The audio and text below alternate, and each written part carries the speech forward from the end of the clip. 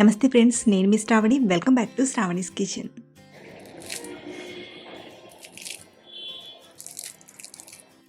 ఈరోజు మన కిచెన్లో వేడి వేడిగా ఉల్లి బోండాల్ని మంచి రుచిగా క్రిస్పీగా ఎలా చేయాలో చూపించబోతున్నానండి.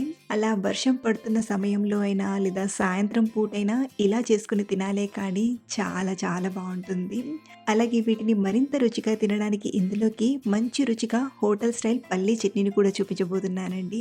ఈ కాంబినేషన్తో బోండాలు ఇంకా రుచిగా వస్తాయన్నమాట. మరి లేట్ చేయకుండా సింపుల్గా చేసుకునే ఈ ఈజీ స్నాక్ రెసిపీని ఇంతకీ ఎలా చేయాలో ఇప్పుడు చూద్దాం రండి. బోండాలు వేసుకోవడానికి ముందుగా చట్నీని చేసి పెట్టుకుంటే వేడి వేడిగా తినేయచ్చు కదా. ముందుగా చట్నీ చేయడానికి ఒక అరకప్పు వరకు పల్లీలను తీసుకోండి. ఇలా ఒక అరకప్పు వరకు వేరుశనగ గుళ్ళను ప్యాన్లోకి తీసుకొని మంటను మీడియం ఫ్లేమ్లో పెట్టి ఒక 3-4 నిమిషాలు నూనె వేయకుండా కలుపుతూ ఫ్రై చేయండి. ఒక 4 నిమిషాలు అయ్యేసరికి పల్లీలు బాగా వేగి ఇలా కాస్త పొట్టు అనేది సపరేట్ అవుతుంది. ఇప్పుడు ఇందులోకి ఒక 2 టీ స్పూన్ల నూనెను తీసుకొని ఒక పావు కప్పు పచ్చిశనగపప్పును తీసుకోండి. మీరు కావాలంటే పచ్చిశనగపప్పుకు బదులుగా పుట్నాల పప్పునైనా వాడచ్చు.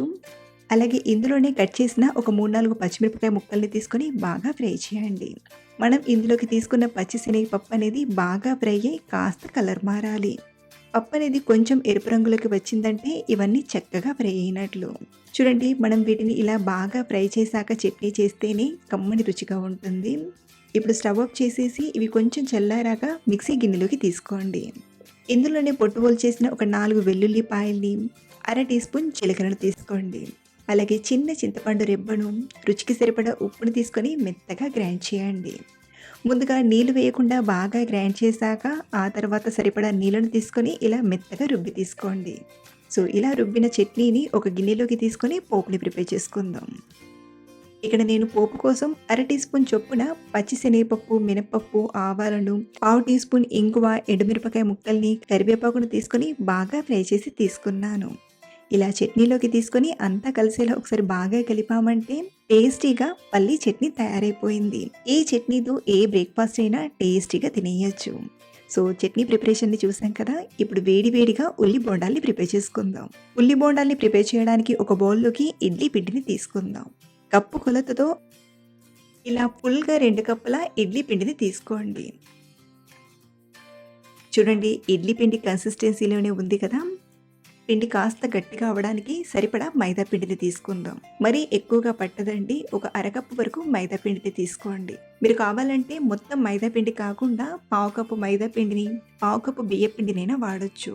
ఇప్పుడు ఇందులోకి సన్నగా తరిగిన 2 పచ్చిమిరపకాయ ముక్కల్ని, సన్నగా కట్ చేసిన కొంచెం కరివేపాకుల్ని, అలాగే పిడికెడంతా సన్నగా కట్ చేసిన కొత్తిమీర ఆకును తీసుకోండి. అలాగే ఇందులోనే రుచికి సరిపడా ఉప్పుని, అర టీ స్పూన్ జీలకర్రను, పావు టీ స్పూన్ వంట సోడాను తీసుకోండి. ఇప్పుడు ఇందులోకి ఒక ఫుల్ కప్ ఉల్లిపాయ ముక్కల్ని తీసుకొని బాగా కలపండి. ఉల్లిపాయలో కూడా కొంచెం నీరుంటుంది కాబట్టి మనం తీసుకున్న మైదా పిండి కరెక్ట్గా సరిపోతుంది. ఇన్ కేస్ మీరు ఇలా కలిపేటప్పుడు ఏమైనా పల్చగా అనిపిస్తే ఎక్స్ట్రాగా కొంచెం బియ్య పిండినైనా లేదా మైదా పిండినైనా తీసుకొని కలపచ్చు. చూడండి, మనం తీసుకున్న క్వాంటిటీ అయితే కరెక్ట్గా సరిపోయింది. మనకు ఇలా పునుగులు వేసుకోవడానికి వీలుగా కన్సిస్టెన్సీ అనేది ఉండాలి.